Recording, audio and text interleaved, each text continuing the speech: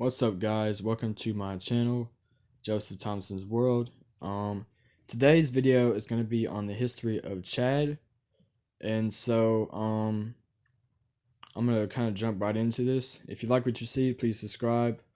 I have two options for subscribing to my channel. One is you can go to liked videos, and you'll find some more videos on there, or you can go to my regular videos and check out those. I have a lot of videos on there so far. You have the choice to go to Joseph Thompson's World videos, or you can go to Joseph Thompson's World and you can go to the liked videos and you'll have more videos there. Okay, so I did some history today and I studied some of Chad. Chad is a country in West Africa. It borders Nigeria, Cameroon, South African Republic, and so Chad was very interesting in studying it. I'd heard a lot about Chad, but I'd also knew very little about its history. And so today I want to kind of give you guys a rundown of the history of Chad. So here is what I've got so far.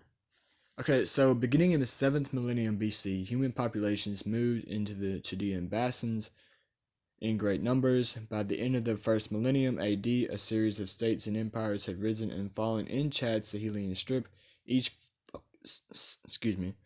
focused on controlling trade routes that passed through the region.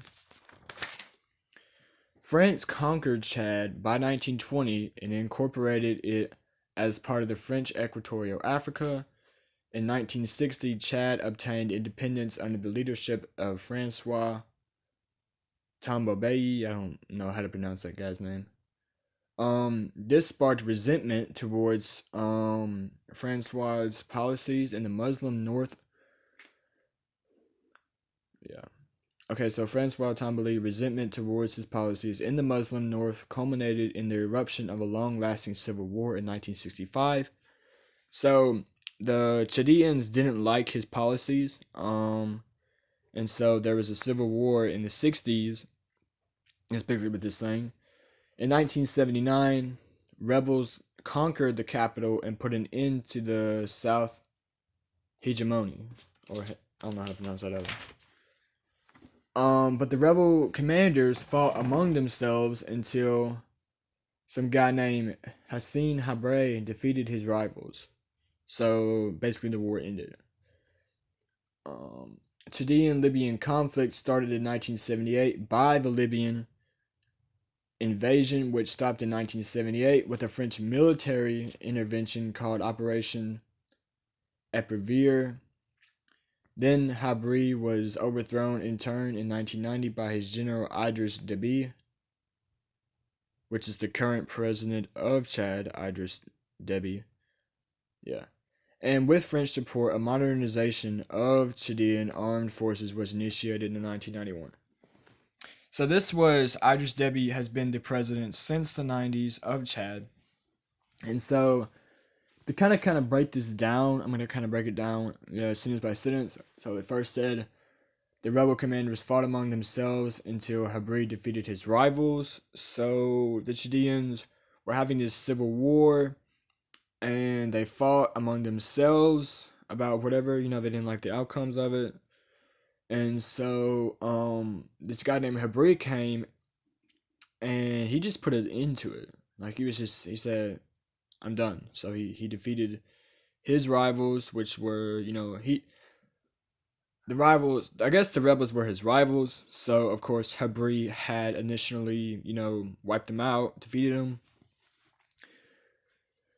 Okay, and then the Chaldean-Libyan conflict started in 1978 by the Libyan invasion. So there was an invasion in Libya, and this sparked a worse kind of conflict between the two. And so when this finally stopped in 1987, the French military finally came in and they intervened, and they had an operation that kind of overtook. So there's a lot of conflict, a lot of struggles, and when the French military came in, they kind of just took control of it initially. And so this general named Idris Deby finally comes in, and with the support of France, of the French military, basically, he kind of modernized Chad and put new rule to it after all the war and everything, the conflicts had all been there. Idris Deby kind of stepped in and modernized Chad. So, since 2003, the Darfur crisis in Sudan has split over the border. There was another crisis. I'm not too much into the Darfur crisis. I kind of put it in there, but I wasn't too sure what it was about, but it was part of me writing.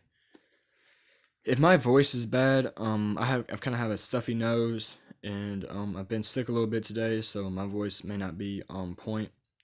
Please excuse that. But anyway, back to what I was saying. Sudan has split over the border and de-established a nation. Poor already. So this was already a poor nation. And now Sudan has split it and made it even worse.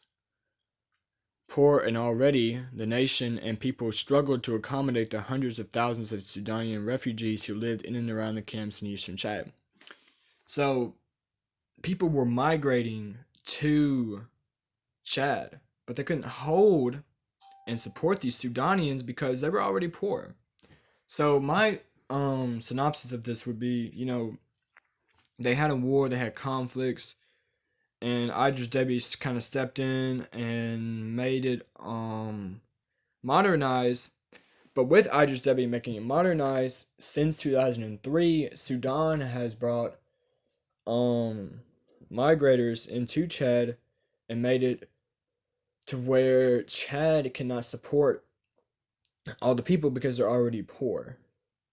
So if you're already poor country, your resources are very limited, but now they're having more people come into this place and they set up camps, but they're not as all sufficient as Chad would want it to be. Okay, so this is what happened. This is what happened because of all this. In 2006, I'm sorry. I am so I'm so lost. My video bad. Okay, so in 2006, Deby won a third mandate in elections that the opposition boycotted. Ethnic violence in eastern Chad had increased. So Idris Deby had just won this award, but apparently Chad didn't agree with it, so there was more racism and violence coming into eastern Chad.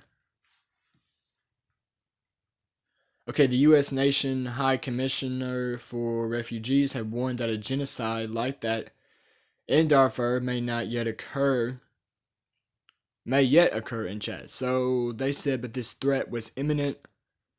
Or I don't want to say imminent. Sorry, the U.S. Nation's High Commissioner.